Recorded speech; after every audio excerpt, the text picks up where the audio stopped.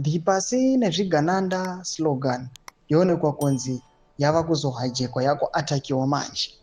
Panguva ine pari kuonekwa kunzi VP Costa Chiwenga's cause aiwa anti-corruption. Panguva ine chionekwa kunzi ari kusapota achiti isusu tiri vakomana ve-anti-corruption. Isusu hatisi kuda zvevanhu vari corrupt vanofamba vane mabhizinesi asinganzwisisiki, mari dzavo asitombozivikanwi kunzi munoita nezvei munoita mazimari akadai. Ndisandapinda mashoko atonyatsonekwa kunzi paane ma-attacks ari kuonekwa aiwa sei ari kutsanangurwa achinzi akamboitwa muna 2019 ekumboataka general zvonzi anenge atsoka zvekare. Sandapinda mashoko amudanyoko panguva ino ndobva subscribe like on the bell icon. Majara jesa samposta these two pictures amuri kuona general in the video budanyira achiti the rising power. Mnangagwa's advisors have now told him to hijack President Chiwenga's Pasi Nezvigananda Slogan. In 2019, the Mafidi dynasty budgeted for a dead Chiwenga.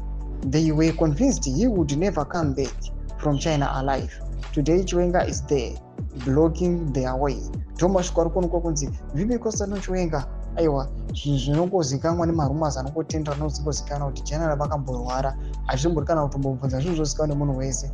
But now kuri kuonekwa kunzi according to majarajaro sezvari kutaura panapa ari kuti there was a budgeted plan yakanga iripo yakaplanwa kuti VP ava vadzoke ava vasisiri mupenyu, but kunoonekwa kunzi akakwanisa aiwa overcome akapukunyuka pane that trip. And right now kuri kuonekwa kunzi VP Costa Chiwenga is now blocking the ways Nezvigananda achistopa corruption. Panguva ino there are some attacks again asimuka ari kuonekwa kunzi these attacks and they are fresh, they are trying to block and to hijack aiwa VP Costa Chiwenga. Embotidza mafungiro enyu moti kudii pamusoro pechitiko ichi. Pinda comment section medu mudze mafungiro enyu. Subscribe or like chito on the bell icon.